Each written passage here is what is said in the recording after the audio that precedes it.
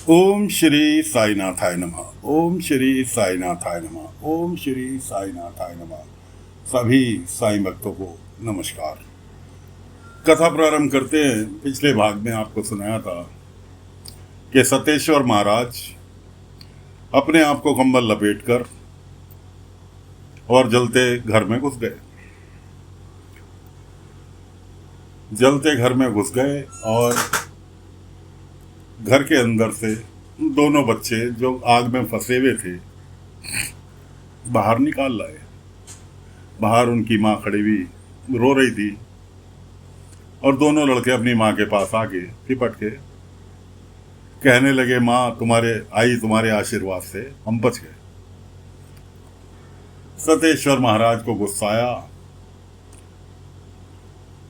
कोई आशीर्वाद से नहीं बचे, ये सब भ्रम की बातें हैं, सब झूठी बातें हैं, कुछ नहीं होता आशीर्वाद। मैं नहीं मानता, तुम्हें बचा के मैं लेके आया हूं। अगर मैं समय पे नहीं आता तो तुम अंदर आग में जलकर भुन गए होते। इतने में बाबा ने कदम रखा, क्योंकि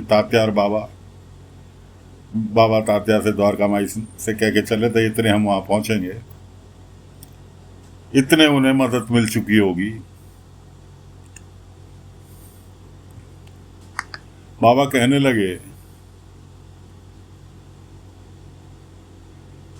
कि आशीर्वाद वो चीज है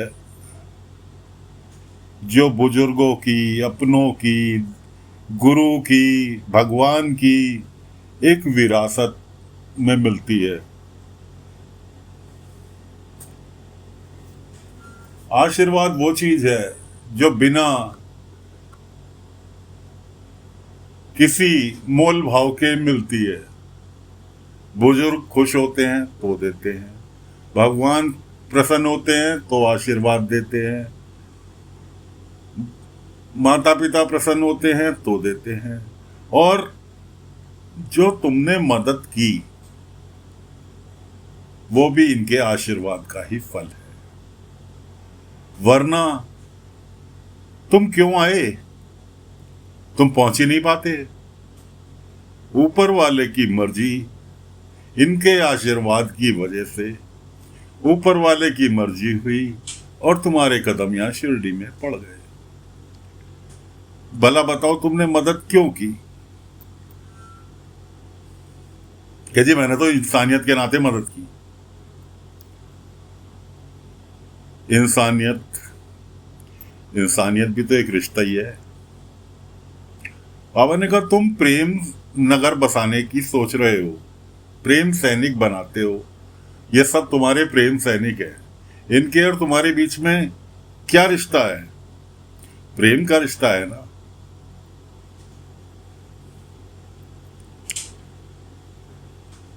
और जो तुमने मदद की, प्रेम क्या है? इंसानियत। जिसके अंदर इंसानियत है एक दूसरे के प्रति, वही प्रेम है।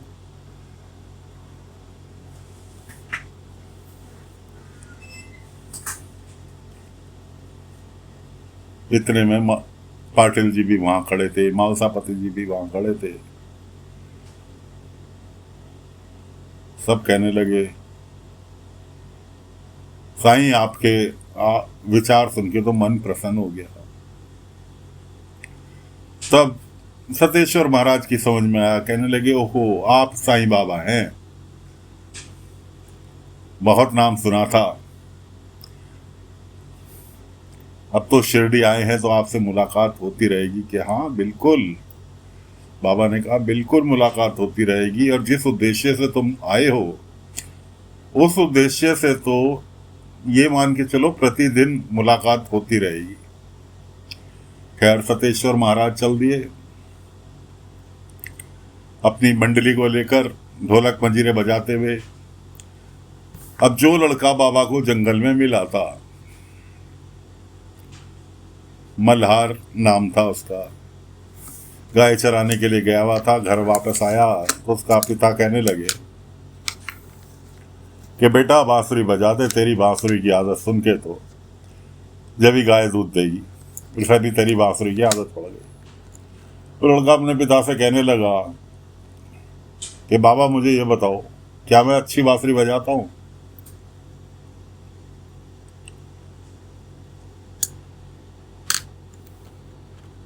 वो कहने लगे, उसके पिता कहने लगे, बेटा अच्छी तो बांसुरी बजाता है, लेकिन अभी और मेहनत कर ले तो और अच्छी बजा पाएगा। वो मन में कहने लगा, साईं सही कह रहे थे,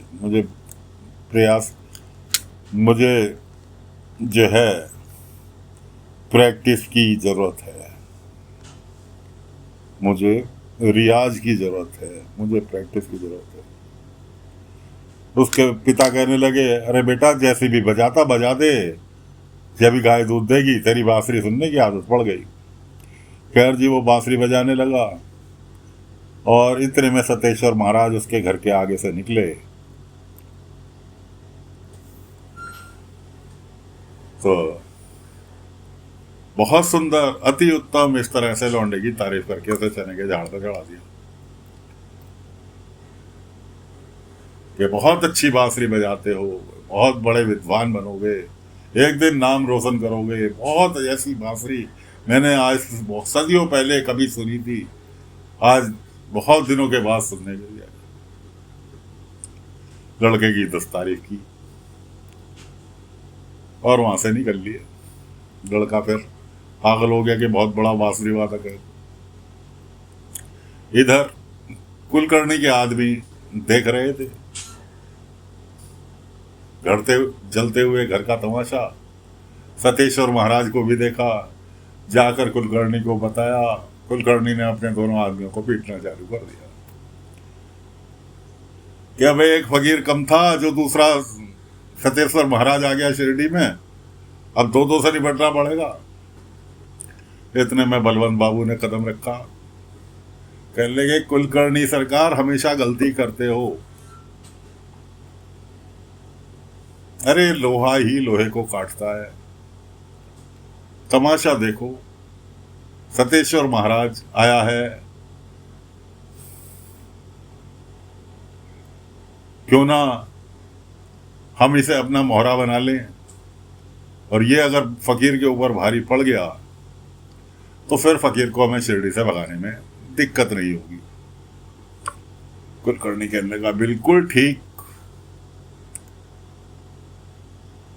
चलो तो फिर कल सवेरे इससे सतेश्वर महाराज से मिलने चलते हैं। चलो जी, कुलकर्णी सरकार ने सतेश्वर महाराज से मिलने की तैयारी कर ली। उधर शाम को द्वारका माई में बाबा बैठे, दीपक जलाकर, अंधेरा हो चुका। मालसापति जी, उनकी पत्नी, पाटिल जी, भाईजामा, सभी लोग चर्चा सतेश्वर महाराज की कि मालसापति जी बताओ ना, और कैसे हैं वो, कैसे दिखते हैं, क्या करते हैं, क्या कैसे करते हैं, क्या उनके, वही सतेश्वर महाराज की चर्चा। भाईजामा कहने लगी, भाईजामा ने बीच में बात को काटी, कहने लगी, साईं आज से पहले भी कई लोग शिरडी में आए, शुरू में अच्छाई का नाटक किया, और बाद में उनकी जब पोल खुली तो कितनी निराशा हासिल हुई।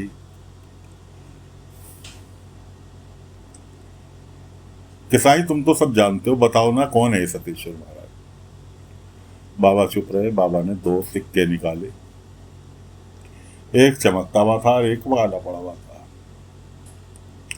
दोनों सिक्के सभी को दिखा के कहने लगे, इन दोनों सिक्कों में अच्छा सिक्का कौन सा है, क्या कोई बताएगा?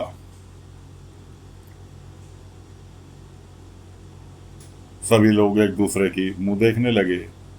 इतने में मालसापति जी की पत्नी पार्वती जी बोली कि साईं ये चमकदार वाला सिक्का अच्छा लग रहा है, ये इस पर तो मैल सा भी चढ़ा हुआ है, दूसरे सिक्के पे काला भी पड़ रखा है, खरोंचे भी आ रखी है, यही बेहतर होगा। बाबा ने एक सिक्का मालसापति जी के हाथ में थमा दिया, दूसरा पार्वती जी के हाथ में थमा दिया। कहने लगे, इसे तोड़ दो। मालसापति जी कहने लगे, साईं धातु का सिक्का हाथ से कैसे टूटेगा? बाबा ने कहा कोशिश तो करो मालसापति जी। मालसापति जी कोशिश करने लगे। जो चमकदार सिक्का था वो मालसापति जी के हाथ में था, वो टूट गया। अब सारे मुंह देख रहे। बाबा ने कहा ये चमकदार सिक्का जरूर था, लेकिन मिट्टी का था इसलिए टूट गया। इसलिए किसी भी इंसान हो या वस्तु हो, कुछ भी हो, जब तक उसको परख ना ले, उसके विषय बारे में कोई धारणा ना बनाए।